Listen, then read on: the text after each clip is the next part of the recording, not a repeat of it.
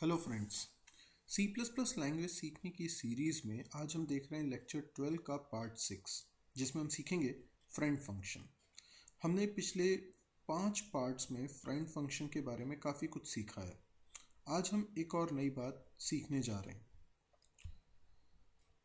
Member function of one class can become friend to another class, यानी कोई function किसी एक क्लास का मेंबर फंक्शन है पर दूसरी किसी क्लास का वो फ्रेंड बन जाए।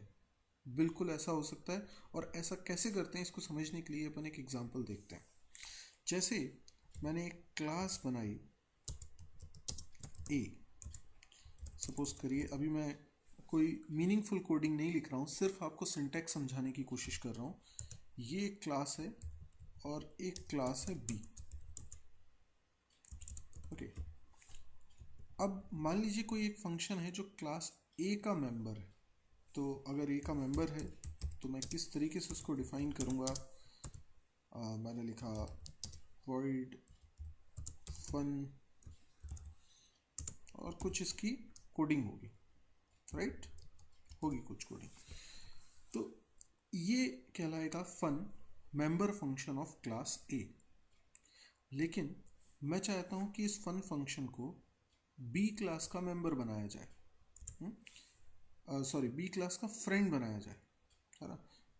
एक फंक्शन एक समय में दो क्लास का मेंबर तो हो भी नहीं सकता। तो फन फंक्शन को ए क्लास का तो मैंने मेंबर बनाया, लेकिन बी क्लास का बने फ्रेंड। अब बी क्लास का फ्रेंड कैसे बनेगा? तो मैंने लिखा फ्रेंड कीवर्ड, फिर फंक्शन का रिटर्न टाइप, फिर फंक्शन का नाम और ये सेमीकोलन। आप में से बहुत सारे लोग सोचेंगे कि ये सही डिक्लेरेशन है, लेकिन ये गलत डिक्लेरेशन है। एक्चुअल में ये कोई सिंटैक्स एरर नहीं है, बल्कि अच्छा ये भी मैं पहले बता चुका हूँ कि फ्रेंड फंक्शन का डिक्लेरेशन आप प्राइवेट, प्रोटेक्टेड, पब्लिक कहीं पर भी करें, इससे कोई फ़र्क नहीं पड़ता, क्योंकि वो उस क्लास का मेंबर नहीं है। तो डिक्लेरेशन स्टेटमेंट आप किसी भी एक्सेस स्पेसिफायर के साथ लिख दें, उसका कोई असर उस पर नहीं पड़ेगा। तो वो तो कोई गलती है नहीं है। लेकिन यहाँ पर एक लॉजिकल मिस्टेक करी हमने। मिस्टेक ये करी है कि हमने जिस तरीके से डिक्लेरेशन किया है इस फंक्शन का, ये तो समझ में आ रहा है कि फन बी क्लास का फ्रेंड होगा, लेकिन ये फन ए क्लास के अंदर मेंबर है, वो वाला फन ये नहीं पता चल रहा। भाई ऐसा भी तो हो सकता है कि एक फन फंक्शन और हो जो किसी भी क्लास का मेंबर नहीं है। बिल्कुल ऐसा हो सकता है एक और कोई क्लास हो, उसके अंदर भी फन फंक्शन बना हो।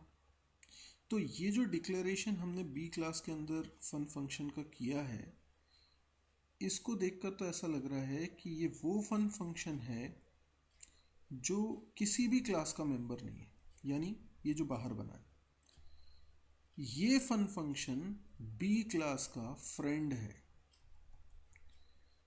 क्योंकि डिक्लेरेशन से ऐसा ही पता चल रहा है। पर आप ये कहना चाहते हैं कि नहीं, जो ए क्लास में फन फंक्शन बना है वो बी का फ्रेंड बने। ऐसा बताने के लिए आपको स्कोप रेजोल्यूशन ऑपरेटर लगाना पड़ेगा। Class A scope resolution fun, जो स्कोप को रिजॉल्व कर रहा है, जो ये बता रहा है कि ये फन ए क्लास वाला फन है। तो ये आपको लिखना पड़ता है रिटर्न टाइप और फंक्शन नेम के बीच में। इसी तरीके से अगर कोई क्लास सी है, कोई क्लास डी है, उसमें भी फन नाम का फंक्शन है, तो आपको इसी तरीके से स्कोप रेजोल्यूशन ऑपरेटर का इस्तेमाल करना पड़ेगा। लेकिन आप ऐसा कुछ नहीं करते हैं, तो फिर माना जाएगा कि ये फन फंक्शन वो है जो किसी भी क्लास का मेंबर नहीं है। अच्छा, अगर मैं चाहता हूँ कि मैंने ए क्लास में और भी कई सारे फंक्शंस बनाए हुए हैं, ठीक है, एक और फंक्शन है, ये फंक्शन को भी मैं इस क्लास में फ्रेंड बनाना चाहता हूँ। तो मुझे फिर से इस तरीके से लिखना पड़ेगा, राइट?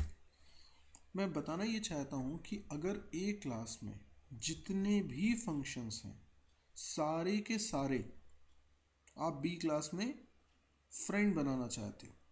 मैंने बोला सारे फंक्शन, इस बात पे गौर करिएगा।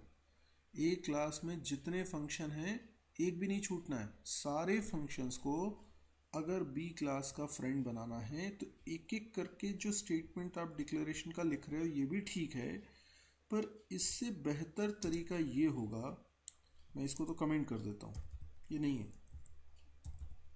अब इससे बेहतर तरीका ये होगा कि आप लिखें friend class A, that's it. तो अगर ए क्लास में 10 फंक्शन है और 10 के 10 फंक्शन को आप बी क्लास का फ्रेंड बनाना चाहते हैं तो आप फ्रेंड क्लास ए लिखिए, तो इससे पूरी की पूरी क्लास फ्रेंड हो जाएगी। तो class A is friend class of class B. पर ध्यान रखिएगा, ए क्लास में अगर 10 फंक्शन है और आप केवल 9 फंक्शंस को बी क्लास का फ्रेंड बनाना चाहते हैं तो ऐसा नहीं लिखेंगे, फिर आपको एक एक फंक्शन का डिक्लेरेशन अलग अलग करना पड़ेगा। तो आई होप आपको समझ में आया कि फ्रेंड क्लास क्या होती है। आज का वीडियो अगर आपको पसंद आया हो तो इसे लाइक ज़रूर करिए, और कोई क्वेरी हो तो आप कमेंट भी करिए। आपको इवन ऐसा लगता है कि वीडियो में कुछ चेंजेस की ज़रूरत है तो वो भी आप कमेंट करिए, जो भी इम्प्रूवमेंट हो सकेगा वो मैं करूँगा। इसके अलावा अगर आपको लगता है कि ये वीडियो आपके दोस्तों के लिए भी यूज़फुल है तो इसको शेयर करना ना भूलिए। आप फेसबुक की वॉल पे आसानी से इसको शेयर कर सकते हैं। आप नीचे यूट्यूब में शेयर का एक ऑप्शन आता है, उस पर क्लिक करेंगे, एक लिंक आएगा, उसको कॉपी करिए और फेसबुक की वॉल पे पेस्ट कर दीजिए। हाँ, अगर आपको चैनल अच्छा लग रहा है, इसमें इसके वीडियोस पसंद आ रहे हैं और आपको लग रहा है कि इससे कुछ लर्निंग हमारी हो रही है, तो आप इस चैनल को सब्सक्राइब करिए ताकि जो नए वीडियोस आते हैं उनकी अपडेट्स आपको मिलती रहे। Thank you.